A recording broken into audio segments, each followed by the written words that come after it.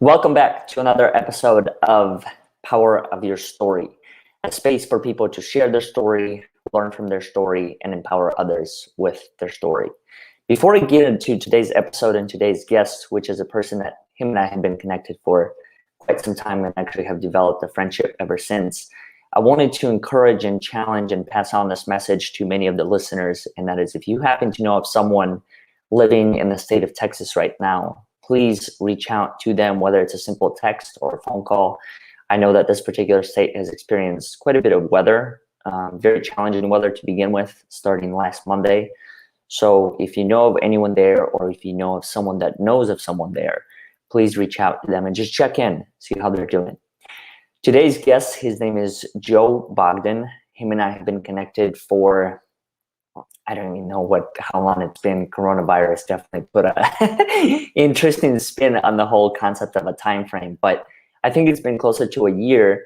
And one of the very first people that introduced us was Scott Mason, I believe, who's also a guest on our podcast for the very first episode. But this topic that Joe and I wanted to discuss, and that is, how do you appreciate life? How do you approach life? What do you choose to take for granted? What do you not to choose to take for granted, is something that has been in the back of my mind. So I wanted to bring this to all of your attention as well. And with that said, let's get back to the show.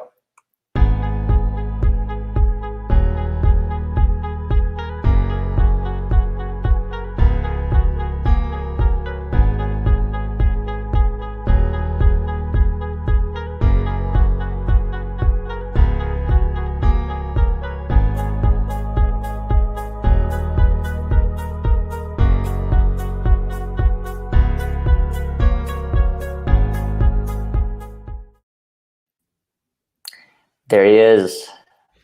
What's going on, Oleg? I'm doing well, brother. How you doing, man? You hanging in there? I'm surviving as we speak. But, I think that's one of the beauties and challenges of life, is that sometimes you get these unexpected challenges, and I think it's my responsibility to make the best out of them, because I don't think they necessarily stop.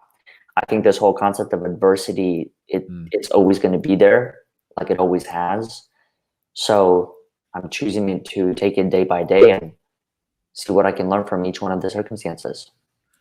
Yeah. I mean, I think that's the best way to look at it, right? And I think that's something that I try to do every day as well, because like you said, man, life is not going to stop throwing adversity at you. If you're just waiting for that life of comfort, it's probably not coming, and you have a choice to just let it keep punching you, and sitting in the corner with a wet diaper because everything's falling apart around you, or you can choose to look for the good in things, and also look at it as an opportunity to mold yourself and prepare yourself for something else that might be coming down the line that you don't even know what it might be. You don't even know what you're preparing for, Because there's always going to be that concept of what's next, right? Like, that's one of the things that one of my friends actually helped me see, is that question of what's next. Like, it's always going to be a thing. You're going through this, but what's next?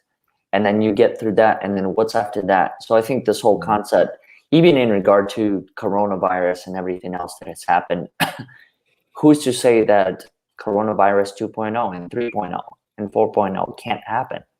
Right. There's just so much that's unknown, and so much that gets put into perspective. And I think what you just described, choosing to learn from it, and almost choosing to take this as a responsibility on an individual level, and think of it in terms of, hey, it could happen at any given moment. I never know what's going to happen, so I might as well develop a framework or a foundation for how I can develop that deeper appreciation for life, and use it as almost like a learning mechanism, Yeah.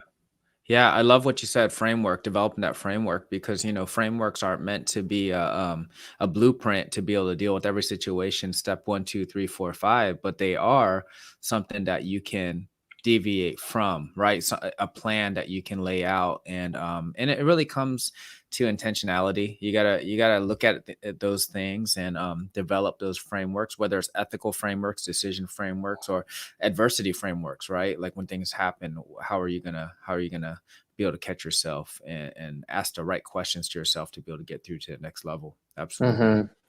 Before we move on to some of the other topics, I wanted to say hello and welcome to Dr. Dr. Laura Cobb here. She joined us, and then Melody from Massachusetts, the two right now who joined us. Um, one of the things that I've been curious about when it comes to just this whole concept of appreciation for life is I'm curious to hear from you. When did you start to appreciate life? Like, is there a Mm. moment that comes to your mind that just made you more grateful for even having the ability to be alive to begin with? Yeah, if I had to look back and really think about it, I think the moment, I'm a service member. I've been in the Air Force. I just hit my 20-year of service mark a couple weeks ago, and I think somewhere in the middle of my career, when I got an opportunity to work in a social service center on base, which we have those on the installations, and it's basically a career broadening opportunity. And when I did that, I think I kind of found, sounds kind of corny, but my meaning and purpose in life, right? And I think, and that was just helping others, teaching others to be the best version of themselves. And until then, I'll be honest with you, I was kind of looking at the world through a child's eyes.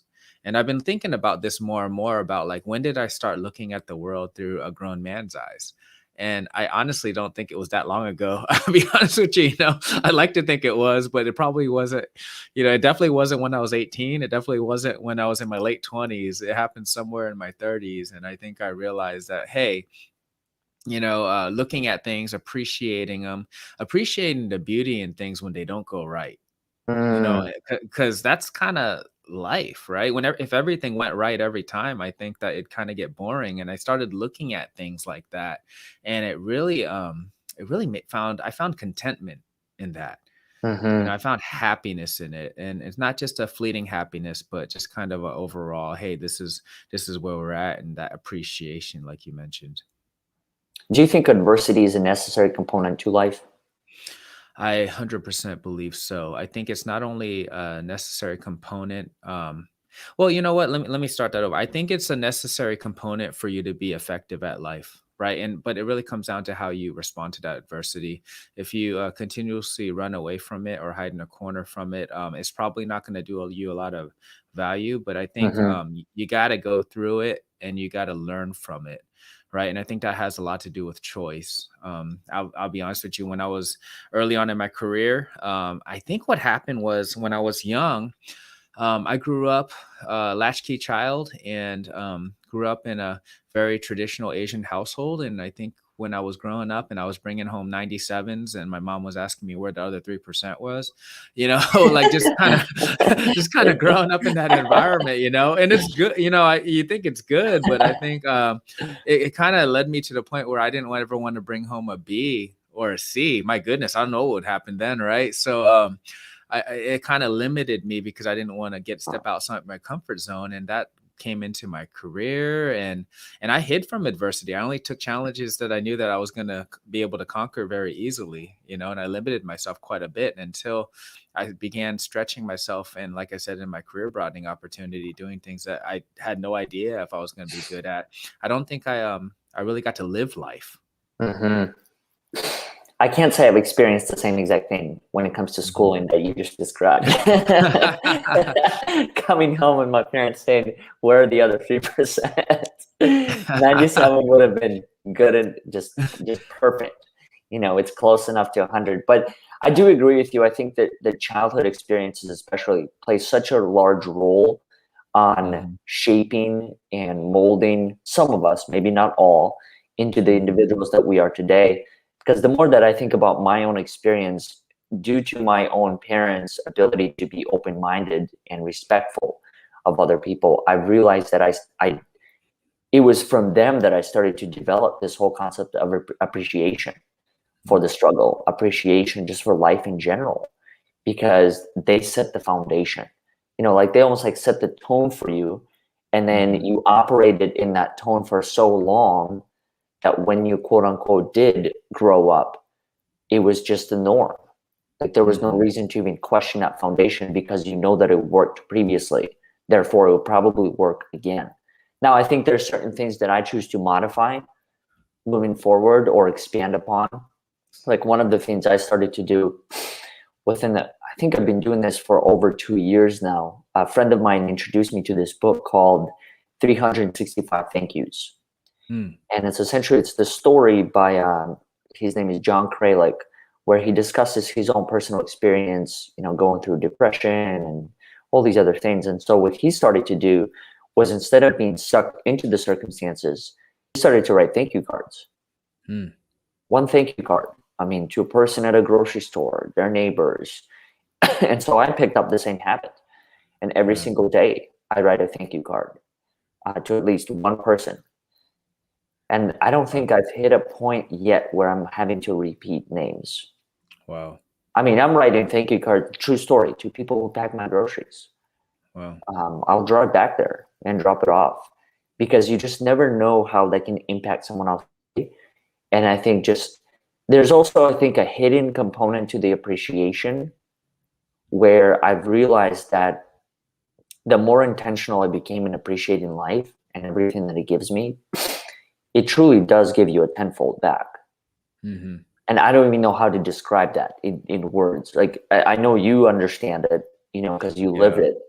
But like, there's something truly magical that happens where you're able to like give back without the expectation of receiving something, and then instantly you get that thing that you were looking for. Right.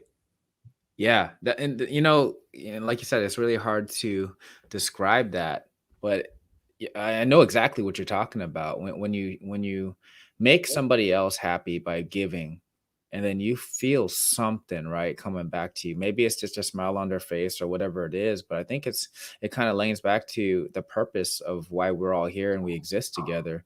We're not here for just ourselves. We're here to help others. And I think it kind of taps into some deep meaning or need that we all have to get some affirmation that we're here for a reason, that we're helping other people in some way, shape, or form. I think there's something to that. And that's where I think the adversity component, as well as what you and I were talking about it, I think, to me, in my opinion, it probably is somewhat of a necessary component because it provides contrast. Without the adversity, if I was always living in quote unquote happiness and joy, I wouldn't know the other end. And I think if I was only living in one, it would be harder for me to develop appreciation if I couldn't see the exact opposite of that. Yeah, you take stuff. It's easier for you to take stuff for granted if you don't understand how tough things can be. Like you guys are dealing with it right now, right? In Texas. How many things, I work in the engineer background, and I see it all the time. People just take for granted that they turn on their electricity, they turn on their switch, or they put their blow dryer on and power just comes through. And that's just the way it is. That's normal. Right? You take those things for granted until it doesn't come on. And when it doesn't come on, you're like, oh, wait, and I think not taking things for granted, appreciating them, it does bring that beauty in life, because you start looking at everything a little bit differently when you start honing that gratitude for the things that you have. You start noticing like, hey, I actually had the opportunity to get up and go for a run today. There's some people who don't have that ability. They're bed stricken, whatever it might be. They have issues, or they're in 24 feet of snow or whatever it might be, right? They're in situations where they just don't have that ability. But there's so many other things that we do every day that we just absolutely take for granted. And I still do right now. It's a deliberate, intentional effort to look at what am I taking for granted. And how do you reverse that? Like, what do you personally do when you recognize that, okay, I took this situation for granted, or I'm taking this person for granted? Like, what action do you put yourself in to reverse that pattern? So definitely if it's something, right? I actually take the time to reflect on that. I look back at it. I catch myself more now than I did when I was looking through the world through my child's eyes. Now as an adult, I kind of look back as like, what did I just take for granted there? And a lot of it, one thing that I very much have taken for granted, and I think COVID and a lot of other things have helped me just really understand it, is I've taken time for granted. I've taken Mm, time for granted. I just think, oh, we'll get to that later. It'll happen eventually. I'll get to that whenever. And it's like you really look at it and the clock's ticking. And there's a lot of opportunities that we overlook, just assuming that time's going to be there. And it was connected to people, and tie it directly to what you said about, if you're taking people for granted, how many people are you just thinking are always going to be there? yeah. How many people are just going to be there? You can visit them later. I remember I listened to a podcast one time, and Jesse Itzler was talking about how, Hmm. his parents, he was just like, oh, yeah, his parents, they're getting older, but he probably has like anywhere an average between 5 to 10 years left with him. But he was like, no, I really don't. I only see him twice a year.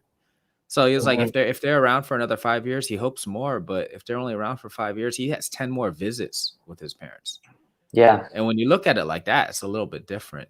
So I just try to change my view on it and reflect on it and look at it that way. If it's something that's very tactical, like it just happened, like I took someone for granted, I canceled on them, or or maybe they told me something that was really important to them and I kind of blew it off because I was busy doing something else. I try to catch myself in those moments. And another thing that I like to do is when I do gratitude journaling every day. During that time, I kind of look back and think, it's like, what did I do that I could have done a little bit better today when it comes to building relationships or everything else? I'm the same way when it comes to my parents. I think, Hmm. I mean, now that I think about it, I probably do only see them twice a year, Hmm. maybe once a year sometimes. But I Hmm. think about it as far as the concept of the year. I don't Right. think about as far as the number of times. Hmm. So I think about it as far as, oh, I have, 10 or 20 more years to see them. But the reality of the matter, that's only 20 to 40 times. Right. And that Right. is, it's kind of crazy to actually think about that, because Hmm. then that number is very, very small compared to 20-year mark. Yeah. Yeah, and if you look at it like 20 visits now, how are you going to make sure you maximize those visits? Are you going to be on your phone during those one of 20 visits that you come visit? Or are you going to be, being very present with the people that you love? It makes you behave differently, but it Hmm. takes some intentionality there. Absolutely. And you're right, it does change the course. I know for me, one of the things I started to do with, especially with my parents, is I try to engage in whatever form of activity. So like, for example, my dad and I, we love to do projects. Mm. So we'll either do projects in the house, or we'll work on the outside, mow the grass or shovel the snow or whatever it is. And for me, like, that is my form of bonding with him. Mm. And I've also realized that in those activities, the things that he's teaching me, money can't buy. Yeah. Like work ethic. Like, he's one of the Right. people that really helped me enhance that even more after I came to the States. My mom and I, we can sit around the table and talk for 3 hours about everything there is on the face of the Mm. earth. Just Yeah. throw a topic in a hat and we'll start Yeah. start a full blown That's awesome. conversation around it. But you are right, as far as with all this access to technology and everything, there are certain things that truly do become the norm. Yeah. And breaking outside of that norm and focusing on the human at hand can become challenging. Like, I faced that as a challenge many times throughout my life. And then I started to realize that, I think for me, it truly was as simple as, like, what am I doing? Hmm. Like, that was the switch. Is, what am I Right. doing? If I'm here, I might as well be here. Right. The phone and everything, that can wait, because I can create additional time for it later on in the day. And that, I think, Yeah. after a while, I don't know if you experienced the same challenge, but some of these things that I think many of us do, like checking email, social media, the more you do it, the more it becomes a habit. And Yeah. then I realized that, like, for me right now, what I'm trying to do is I'm trying to reverse engineer or rewire my brain so that I only check these things at a select time during the day. Mhm. And that is hard. Right. I still Especially when fall into the you trap just of do it like automatically, checking my right? email 5 minutes later. I'm like, I Yeah. just checked it. Why am I doing this Yeah. again? But Right. it's become so habitual. Yeah. Yeah. Yeah, absolutely. Yeah, I think you have to replace that habit with something else and a lot of times or it's just going to keep happening in your hands. I've seen even people who smoke cigarettes that quit a long time ago still do something with their hands like they're about to bring a cigarette to their mouth. You know, it's interesting how our minds work. But hey, I had a question for you because Yeah. we're talking about appreciating life, right? And I think something that I've been really working on especially over the last year with COVID. I've been in multiple quarantines. I'm going through some personal life issues and then deploying out. I'm out at an undisclosed location right now, but really finding that purpose in the pain and how that helps you appreciate life, right? Kind Hmm. of going through those struggles. And I was wondering what your perspectives on that is because I have found that a lot of times when I'm going through something painful in the past, I would try to get over it as quick as possible and won't even Hmm. take the time to reflect on what's going on there and why I'm feeling those things. And I feel like there's some value there. What are your thoughts? I think there's probably value in that. So it's funny that you bring that up because yesterday, so we host a Saturday call. We've been Hmm. doing it for overcoming odds for I think a year and a half, maybe longer than that.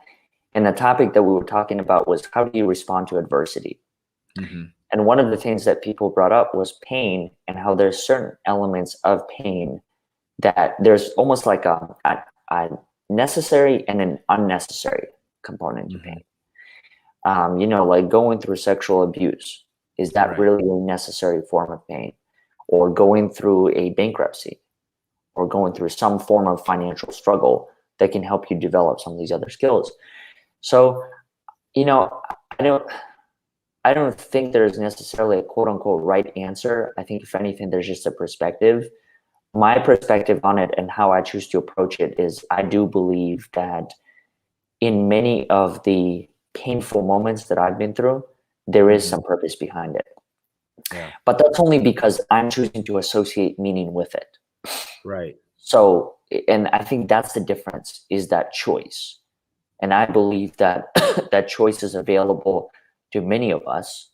Um, there's some moments that are extremely painful and Right. that I experienced the same exact thing that you just described. Like, how do I get through this as quickly as possible?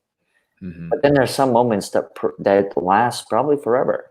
I guess another question that I would have to you is: do you believe that everything has an ending, or a quote unquote happy ending, especially when it comes to the pain?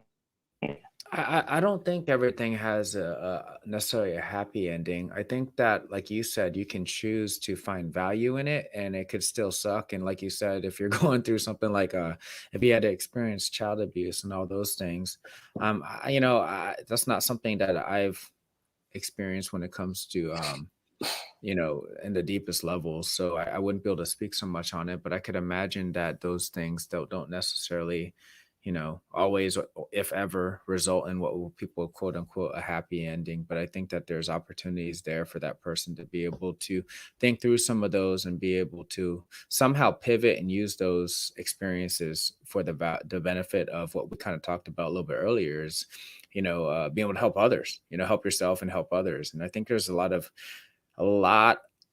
of it comes from first being aware.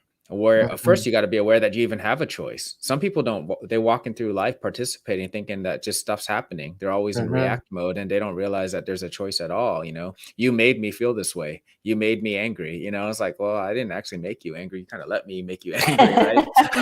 Right? So there's Well a. put. Yeah, so a lot of people kind of walk through life, being a thermometer, just reacting to the environment, and I think it takes some real self-reflection and even sometimes some instruction from amazing people like you to be able to help people understand that there is a choice. How do you process circumstances like that when you are surrounded by individuals who are looking at life through that particular lens? I mean, do you take it Mm, personally? Do you try and mhm. disconnect as fast as possible? Do you try and change the people? Like, what do you personally do? So depending on the situation, I don't try to disconnect right away unless they're just like you can tell that they just don't want to be helped, right? They're just in that Mm-hmm. mode and they're just not into it, and that's okay. Maybe they just haven't matured enough to be able to see it yet. And those moments in my life where I like to give them grace, because there was moments in my life that I was clearly not open to a lot of that feedback as well. So, but I do try to ask them questions, maybe like, hey, do you think that you have any control over the situation? What can you focus on here, and what value can you get out of it? And if they just shut it all down, then I might determine whether or not, hey, does this person just want to vent? Maybe they just want to vent, and maybe it's my mode just to be here. So most of the people that I interact with in that way is because I'm in the military.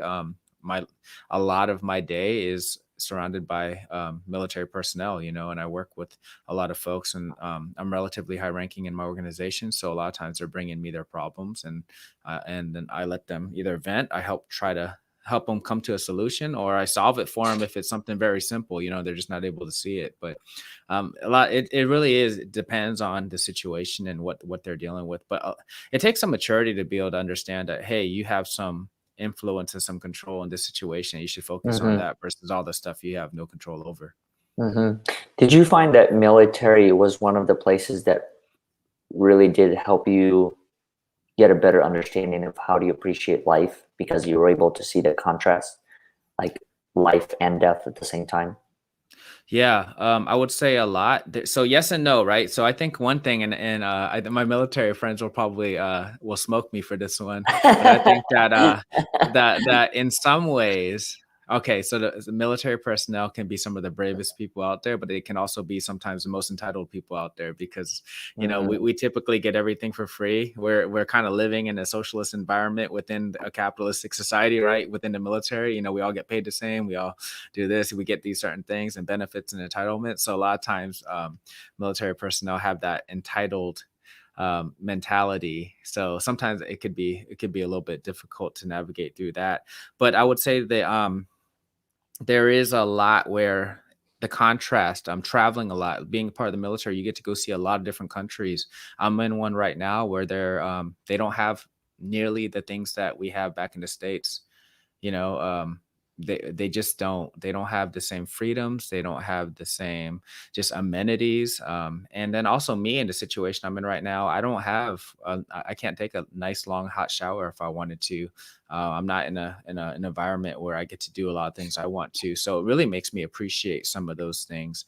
Also, it humbles me. I've traveled many countries, and I've seen waitresses and waiters speaking 3 4 different languages, and mm. they're probably not making very much money. And it kind of humbles me, because I barely mastered English. And, you know, and I'm thinking, wow, this is amazing, so really, it's given me a perspective that I just never really thought that I could have gotten, and I don't think I would have gotten if I didn't join the military. And one other thing that I would say is, in the military, we train our supervisors to be the best supervisors in the world. I really think so. And I know some of our supervisors will suck at it, but in the civilian sector, pretty much after you get off work, your subordinate goes home and you go home, and you're not worried about them too much anymore. Maybe depending on how small your company is, but for the most part, there's no responsibility. Where in the military, you're responsible for them on making sure that they pay their bills on time, they know how to do their laundry. I mean, there's a lot of different parts that we're responsible for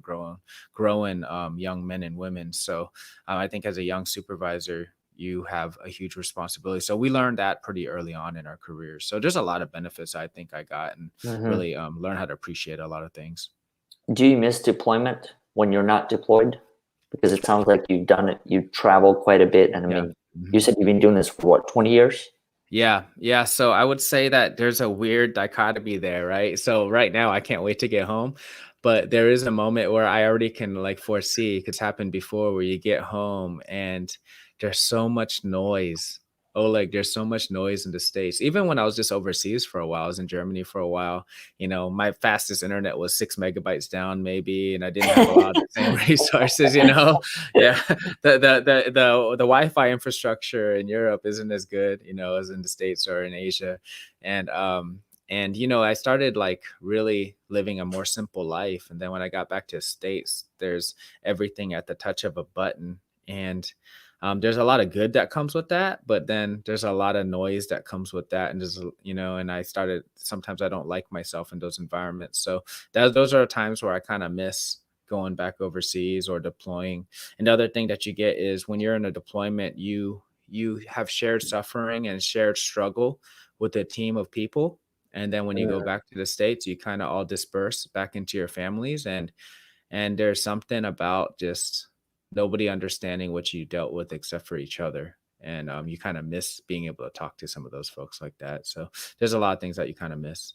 Is that the thing that creates that camaraderie then within that military? Is that shared suffering and the fact that you're all in the same quote unquote circumstances? I think so. I think so. I think there's a lot of value that comes with that.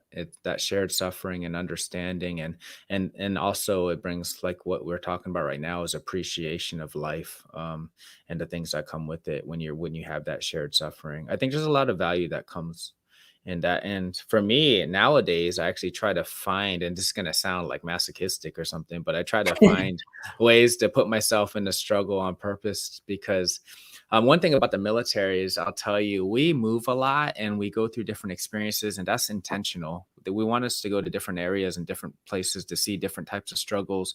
That way, when you're a leader, you've seen more, and you can lead large organizations through different type of challenges. And I've discovered that the people who don't move around and don't face a lot of those challenges and stay in the States and don't go overseas, they miss out on some of that. And then when something like COVID happens, the decision making framework is not there, and bad Hmm. decisions are made, and you can kind of see where the real leaders come up. So I do think that going through some of those crucibles in your career, you don't appreciate them when you're getting face punched in those organizations, not literally, but you're getting beat up every day for the decisions they're making. You even question your own leadership capabilities. But when you go through those and reflect on it later, you realize it prepares you for so much more, and you're able to deal with things a little bit better, and you start appreciating them. How are you in transitions? And I'll stop with the 20 questions after this, but Yeah. No. I'm just really curious because even in the circumstances that I've experienced or that many of the people here in Texas experience, I realized that transitioning, especially when it comes to moving from one living Mhm. space to another, it's very difficult for me to find routine and rhythm Mhm. again. Like it takes time for me to get comfortable, finding my own little spot within the whatever that place may be. But Mhm. considering the fact that you travel so much, like having the ability to adapt, Melody actually just brought this up as well. Also, Mhm. training of adaptability.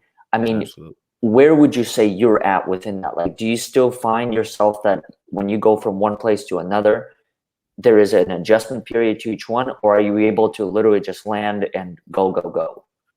So, yes and yes, kind of, right? So there is definitely an adjustment period when you go to a new place, because a lot of times the mission set will be different, and also just the butt pain that you have to experience finding a new place, and then just the human factor is like, are they going to like me there? You know what I mean? Like, it doesn't Yeah. matter if you're the highest leader, you're still kind of concerned about whether or not you're going to fit into an organization. We're tribal in nature overall, anyway. So there's a lot of those struggles, and I kind of thought when I was younger that the more I would move, the easier it would become. And you know what? That's not true. That's not true. It's just a different struggle every time. There's something different.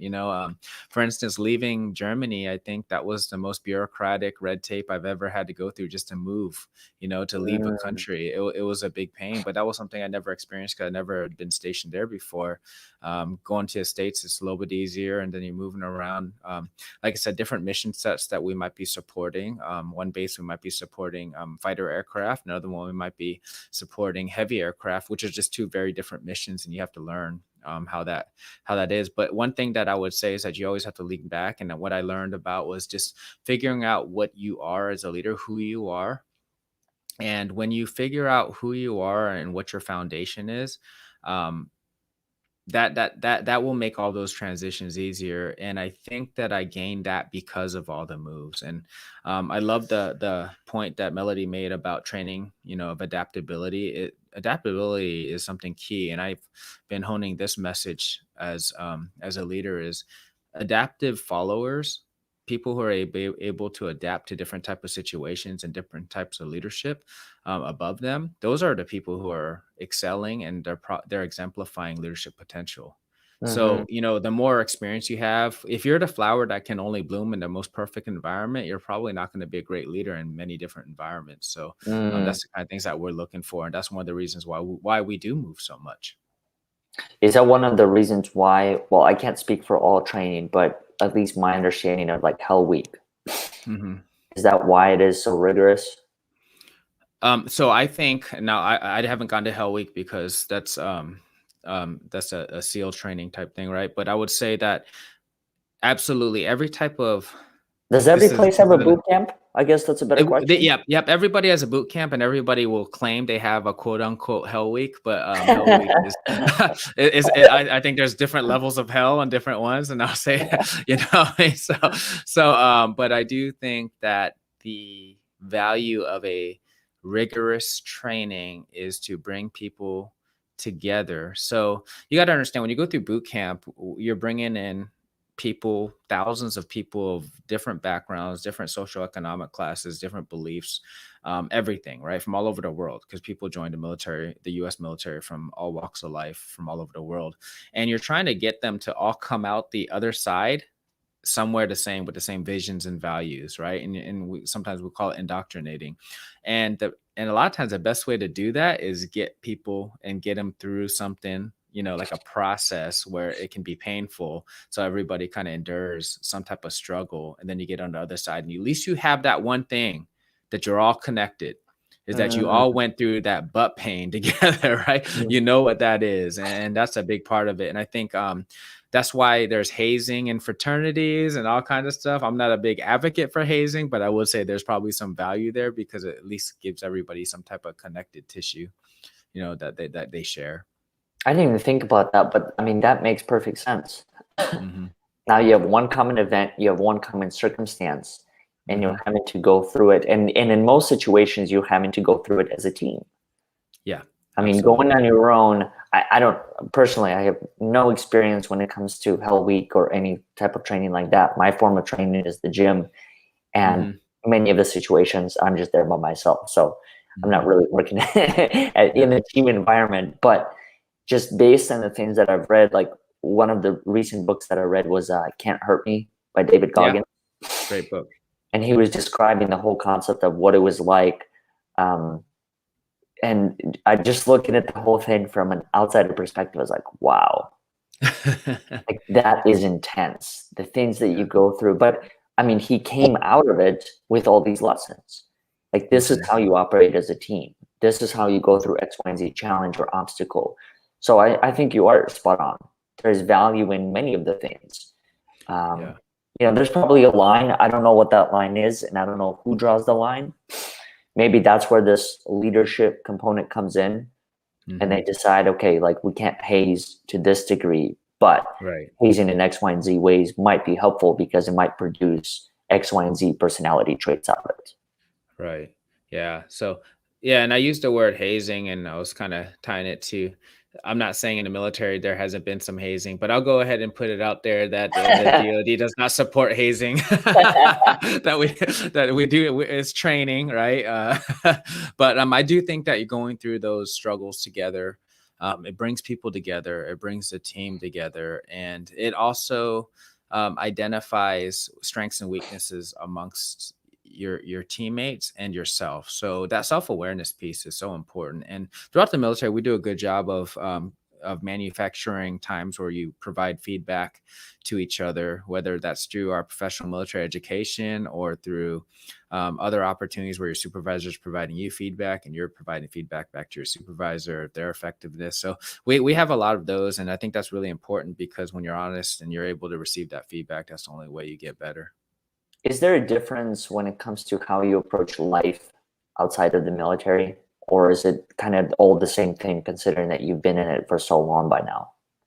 So I don't think there's a difference in how I approach it. Now, clearly, if I'm operating something in a combat zone, I'm not gonna treat my home like that, right? But my philosophy when I view life. Most of Mm-hmm. my leadership philosophies don't tie to the military. It's just how I am as a leader of myself and of other people, whether that's, home life or at work. So I wouldn't say, I think that to balance your home and your work life balance, it doesn't exist in the military. I think it's more of a harmony that and you're naive to think as soon as you take off your uniform, you come home, that you're no longer in the military. It's it's not a thing. So I do think that what's happened for me is through life, and growing up and maturing and seeing things in the military, traveling, all the experiences that I've had, good, bad, and indifferent, working for really tough leadership that maybe even in some toxic environments versus working for a great leaders,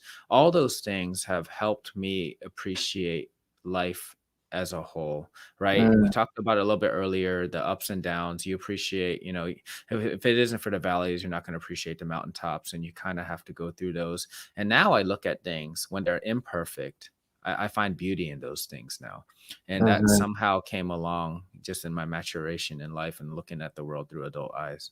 Mm-hmm. Well, it sounds like you're I can't say completely different person, but relatively different from, before you started the whole Hmm. military experience and everything. I remember a conversation you and I were having on your show about this whole concept of, for those that don't know, you have a podcast called Llama Leadership, and we're having that conversation on there. And it was, for me, it was fascinating for a couple of reasons. First is I don't personally know much about the space of military. Hmm. And I think that the other thing that fascinates me is the mindset, like how not only how you operate in the moment, but how you choose to differentiate between, okay, I'm in combat zone, now I'm in civilian life. Hmm. Like how do you make that switch? Because you're right, it's not the same thing. Going to a grocery store is probably not well, I don't know, not the same tactical experience that you, that you would go through compared to a place where that's in the middle of a war zone, right? Yeah. Yeah. Something that when I was so younger version of me used to think, so we're at home station, and there's a big difference between a deployed environment and a home station environment. We all want to act like there isn't, but there is. And when you're home station, I'll just be 100% honest. There's a lot And what is more. Can So you can you explain that briefly? Like, what is a home station to begin with? So a home station like would be for me. I'm stationed right now at Travis Air Force Base in Northern California. So that would be where I normally live. And right now I'm on a deployment. So at an undisclosed location, on a deployment in Mm-hmm. what we'd consider a combat zone. So how we behave is a little bit different, but everybody wants to act like it's the same thing. And I'm just going to be 100% real for you. It's Mm-hmm. not the same thing. When you're at home station, at a normal base, there's a lot more what we consider maybe political correctness and bureaucracy, and there's a lot more of looking at people and making sure every part of their uniform is compliant and their hair is perfect and everything's like looks the way it's supposed to per a regulation or a Air Force instruction.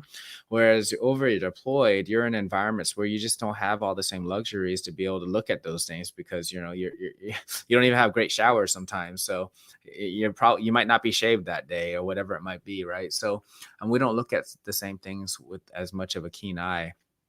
So I think when I was younger, it used to frustrate me that we had that. It was like, well, how do you expect people to go, to be honest with you, go kill and break things downrange, in a deployed combat zone, and then come home and basically look super clean and proper. And I used to call it, how do you expect people to be R-rated downrange and be G-rated when they're home? It just doesn't make sense. And as I grew and I kind of matured, I realized it's called discipline. Mm-hmm. It's called discipline, right?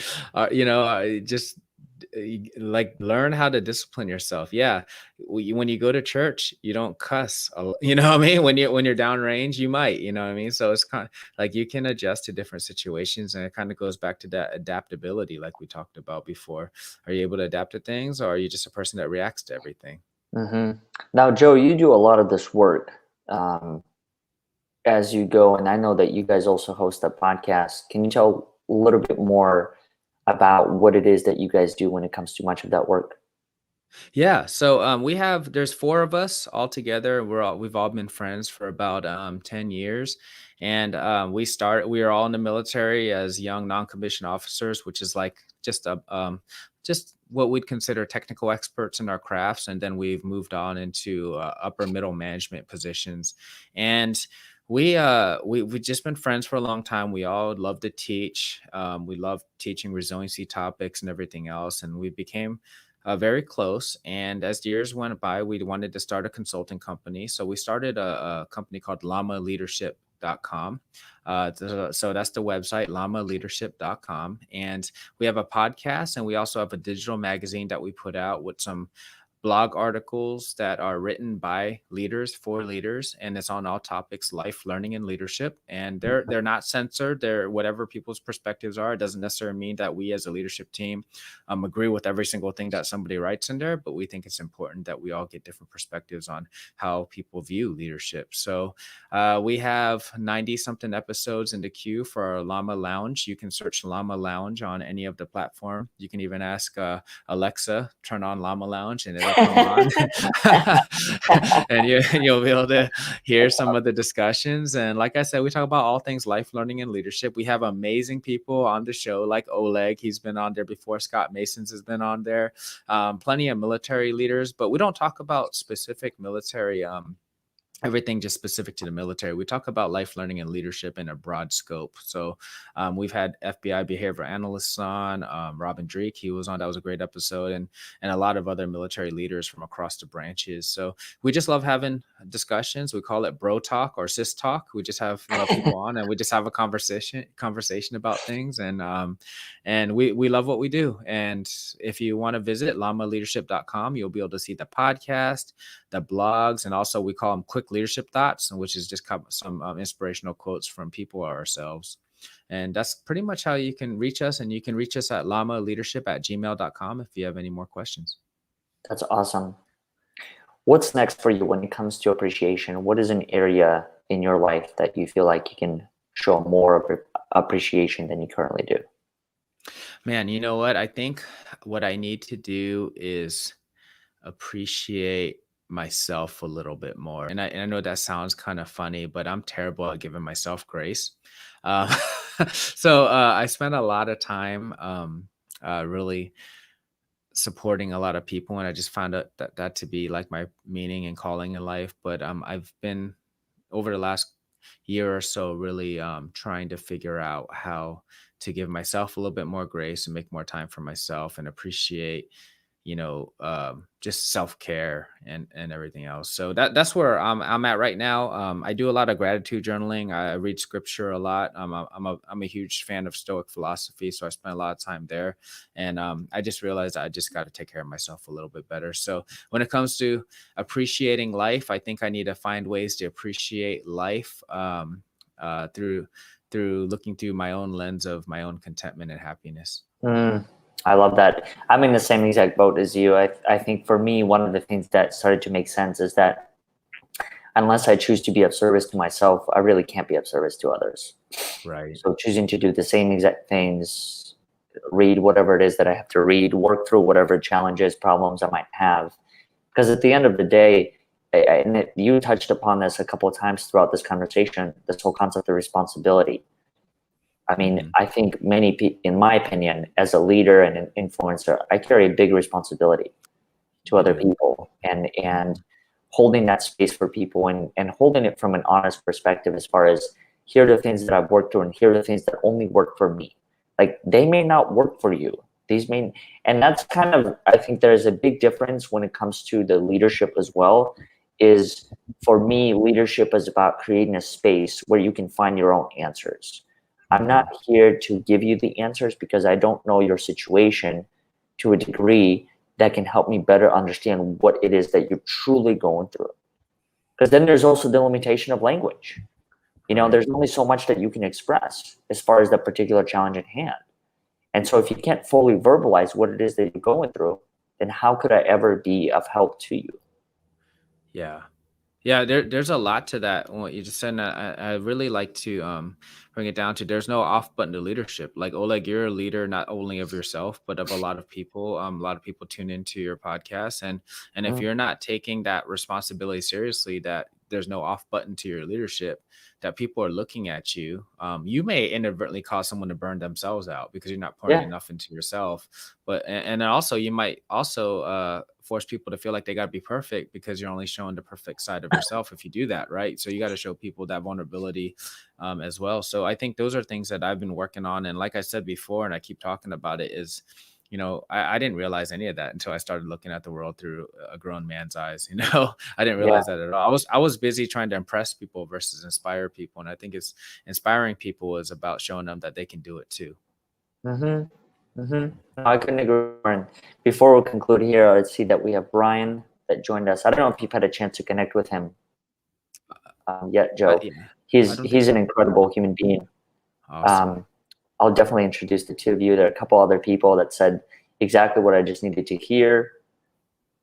Melody here pointed out that leadership is about guiding others to be the best self they can be. Absolutely. Couldn't agree with you more.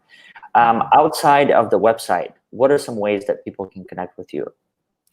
They can reach me on LinkedIn, Joe Bogdan. You should be able to find me on there, and also on Facebook if you want to reach out to me there. I'm Joe Bogdan on there as well. And then on Facebook, you can search the Llama Lounge, and you can give us a like over there and shoot a message if you'd like to get in contact with us through the organizational page there.